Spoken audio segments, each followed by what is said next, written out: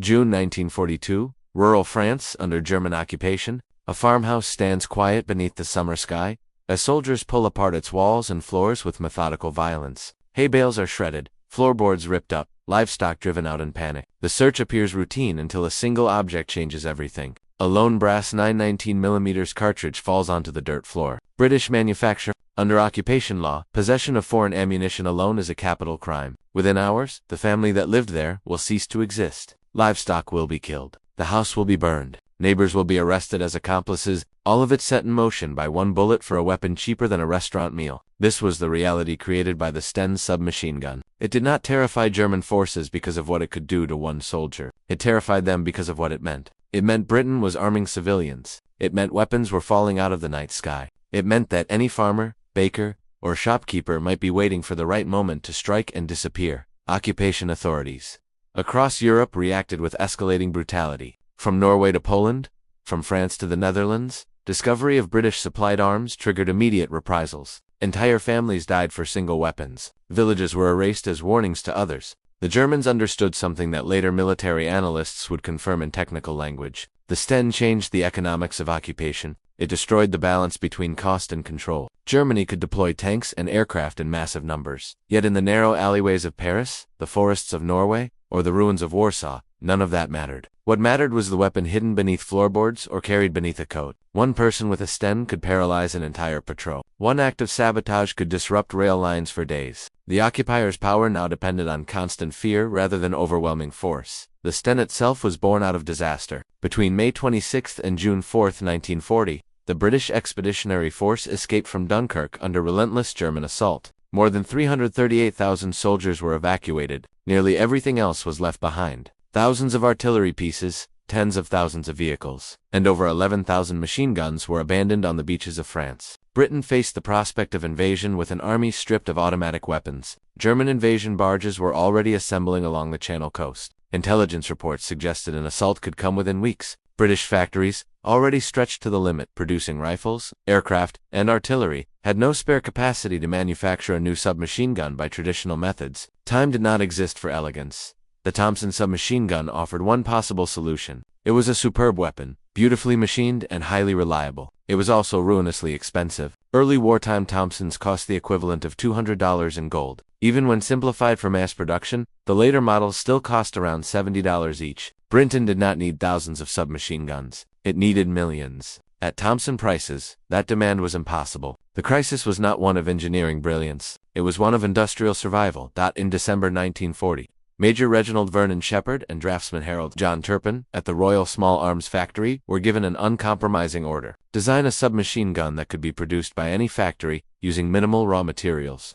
At a cost low enough to allow mass distribution across occupied Europe, function mattered. Appearance did not. Refinement was irrelevant. Survival was everything. Turpin built the first working prototype by hand at a small workshop that normally produced radio parts. Just 36 days after formal design work began, on January 8, 1941, the weapon fired successfully. Its name came from the initials of its creators and its country of origin, Shepherd, Turpin, and England. The Sten. It was brutally ugly. A straight steel tube, a crude wire stock, a side-mounted magazine jutting out at an awkward angle. Welds were visible everywhere. There was no effort to hide the manufacturing shortcuts. Soldiers mocked it mercilessly. They called it the plumber's nightmare, the Woolworth gun, the stench gun. The derision missed the point. The design was not meant to impress. It was meant to exist in huge numbers. Only the barrel and bolt required precision machining. Almost every other component could be stamped from sheet metal or cut from simple steel tubing. A new hammer forging process, developed just for this project, allowed a barrel to be manufactured in seconds rather than months. Instead of a complex industrial weapon, the Sten became an industrial system in itself. Assembly time fell to roughly 5 man-hours per unit. A Thompson required dozens of times more labor. At peak production,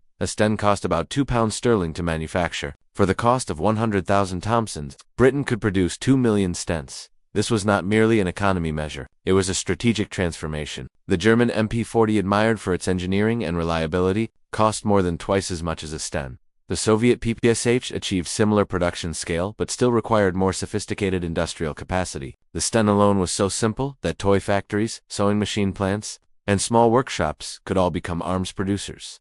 manufacturing was deliberately dispersed to reduce vulnerability to air attack. A company famous for children's construction toys and model trains became one of the largest producers of Sten variants. A sewing machine plant in Scotland handled earlier models. Subcontractors worked from stables, lofts, and improvised workshops. Any facility capable of basic metalwork could contribute components. This industrial scattering ensured that no single bombing campaign could shut down production. It also meant that, over time, millions of identical weapons flowed into warehouses and airfields across Britain. The Sten fired standard 919mm ammunition at modest velocity. Its effective range was limited, rarely exceeding 100 meters. It was light, just under 3 kilograms unloaded, and could be concealed beneath civilian clothing. The magazine held 32 rounds, though soldiers quickly learned to load fewer to reduce malfunctions. One feature was critical for resistance warfare. The Sten accepted magazines interchangeable with captured German MP-40s. This was not an accident. Resistance fighters could use enemy ammunition, turning German supply stocks against their own patrols. Every ambush could replenish future attacks.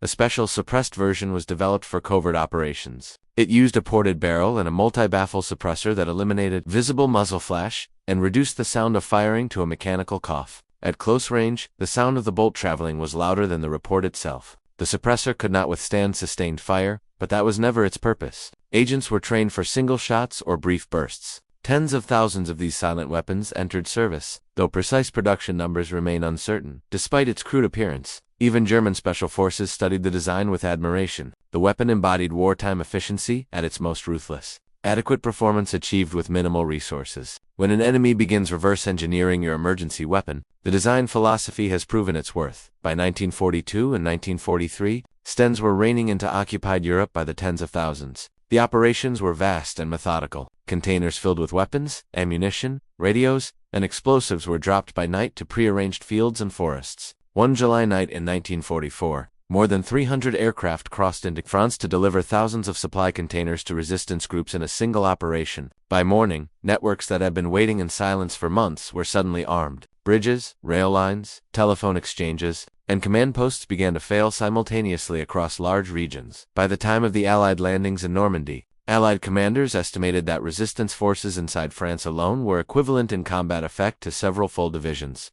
Much of that power existed because a 2-pound submachine gun could be parachuted into barns and hidden cellars. Each weapon represented minutes of factory labor and a negligible financial cost. The return on that investment was measured in derailed trains, destroyed power grids, assassinated officials, and entire German units diverted from frontline service to occupation duty. Elsewhere, the pattern repeated. Poland received thousands of British Stens via airdrop and supplemented them through underground manufacture inside the country. Secret workshops produced variants adapted to local conditions using scavenged materials. Danish and Norwegian groups did the same in basements and warehouses. In some cases, resistance fighters tested their weapons in places where ambient noise could mask gunfire. In forested regions, test firing was conducted beneath waterfalls. In cities, it occurred beside rail yards and factories. The sound of the Sten became part of the industrial background noise of occupied Europe.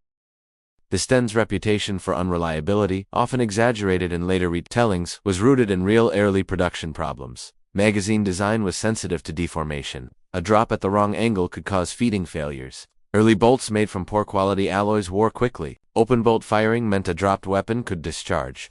These flaws wounded several paratroopers during training accidents in 1942. Yet by mid-1942, manufacturing quality stabilized. Later production models performed reliably when handled correctly. Soldiers learned the weapon's discipline. Never grip the magazine while firing. Always test fire before a mission. Load fewer rounds. Treated with knowledge rather than neglect, the Sten became dependable enough for years of combat. The most infamous failure tied to the weapon changed the course of the war. In May 1942, Czech agents ambushed one of the most powerful men in the Nazi hierarchy in Prague. As one agent stepped forward and raised his Sten, the weapon jammed. The target hesitated instead of fleeing. A second agent threw a modified grenade that wounded him mortally. The target died days later. The assassination succeeded in spite of the malfunction, but the abandoned Sten at the scene left no doubt about British involvement.